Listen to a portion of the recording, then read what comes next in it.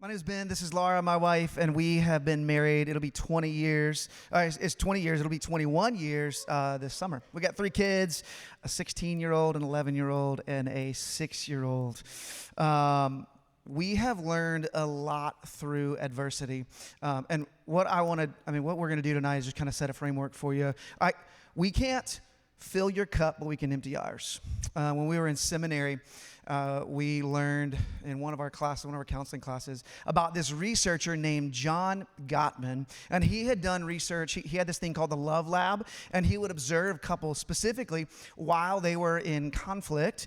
And he could predict with over a 90% accuracy if they were going to be divorced or not. And so our professor then kind of unpacked the 4 toxic behaviors that Gottman noticed in his love lab. Here they are. It was criticism, contempt, defensiveness, and stonewalling. So he noticed all 4 of those in the couples that he observed. Gottman's relationship theory is this: couples who successfully overcome adversity demonstrate strong communication skills, a deep understanding of each other's emotions, a commitment to repairing conflict, and a shared sense of meaning, allowing them to navigate challenges together while maintaining a strong bond. So our professor summed it up with this. He said, couples who learn how to overcome adversity together stay together.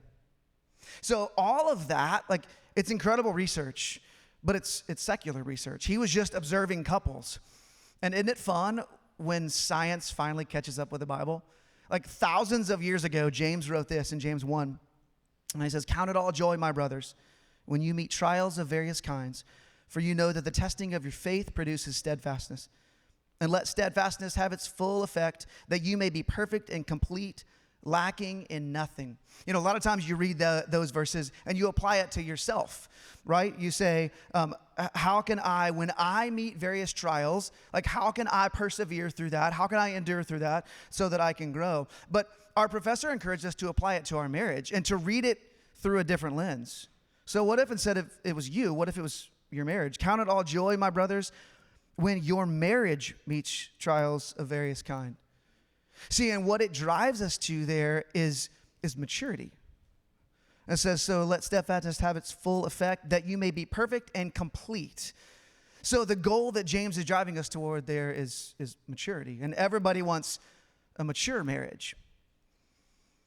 When James talks about trials there, it's not sins that you would commit. In James 5, he uses the exact same word for trials to talk about economic injustice. That's verse 4. In James 5:14, he uses that trial word to talk about physical sickness. So if you start to apply that to your marriage and you say, well, what would it look like for my marriage to face trials like economic injustice? Anybody ever had some economic challenges in your marriage? You ever faced physical sickness, whether that's you or somebody else that you know and love? You probably have. And so what James is helping us see is what maturity comes from, and it actually comes as we endure these trials together. Yeah, I remember being a 22-year-old, 23-year-old, sitting in that seminary class and thinking, this man is about to give us the key to marriage. He's saying, this study, they can predict within 90%, and just kind of leaning in.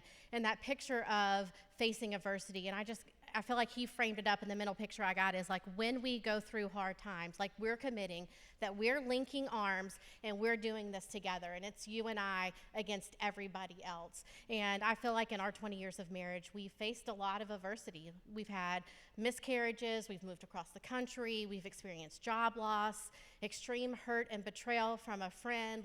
We've experienced lots of adversity, but I think also we've experienced transition and change. And so I think we should also, reframe that adversity to be change. We've added children to our family. We've bought and sold homes. We've built homes. We've moved across the country. And all of that is adversity to just you and I. It's adversity to the status quo. Yeah. And through this, we've learned, look, we don't have time to be comprehensive in what it looks like to overcome or thrive through adversity, but there's 2 big lessons that we've learned in our years of walking through adversity. And I think one of those first lessons is letting each other grieve and process that adversity, that change, that hardship in the way that we need to process that, and it's not wrong. When we were in California, I remember hearing our pastor Rick and Kay, his wife, speak about losing their adult son to suicide and how their marriage survived that. And one of the things that they said that was so profound was that they committed to give each other the space to grieve that loss how that they needed to, and to say, like, you're not wrong because you're not doing it the way that I'm doing it. And I remember years before that, when we had our first miscarriage, just feeling so alone in that grief, because we grieve differently, and feeling like, what's wrong with me that I'm carrying this so much heavier than him, but really probably what's wrong with you that you're not carrying it as heavy as I am, right? But like, just learning that we're going to give each other the space and the support to grieve and process that change. And like I said, it could be good things like adding somebody to your family or moving across the country, but like to process that grief and that change, how we need to, and you're not wrong because you're different than I am in that. Yeah, so I mean, it's giving each other the space that we need, but then recognizing that we each are processing at different speeds, and what we need through that grief is different as well. Second thing that we learned is to move toward Jesus together. And I know like that may be intuitive for some of us, but for a lot of us, look, we grieve and we go this direction, and I think it's easy for us as we're processing change, as we're processing trials, to move apart in that. One of the things that, so we walked through some trials last year before we came to real life, and one of the habits that we began was, now we had our time with Jesus every morning, and it was an individual time. But in this season, what we did was we had our individual time, and then we came together to say, hey, what did God show you? What did God speak to you?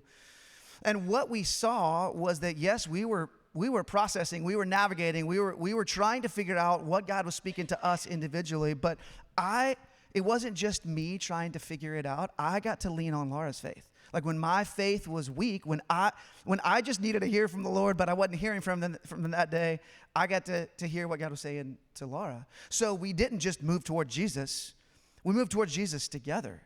And I think that's what it could mean to thrive in the season of adversity. Look, every one of you are going to face trials. Every single one of you. It's inevitable that your marriage, your relationship are going to face adversities.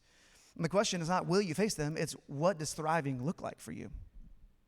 Yeah, and as I look back on that last season, like that simple question that we asked each other every day, like that was such a hard and difficult and dark season, but that was such a shining light, just asking like, what did God show you today? It was so simple, and it's like, why didn't we learn that way sooner than 20 years? But just, it was such a sweet time. What did God show you today? Because I needed what God was showing you, and you needed what God was showing me. Yeah. So our hope for you is whatever season you find yourself in, whether the trial feels overwhelming or whether it feels like something you've walked through before, whatever that change is that you're facing, our hope is that not just that you would survive, but that you would thrive. And that through that thriving, your marriage would mature. So going all the way back to James, when you face trials of various kinds, when you persevere, when you do it together as a couple, you can begin to thrive in any season, in any situation.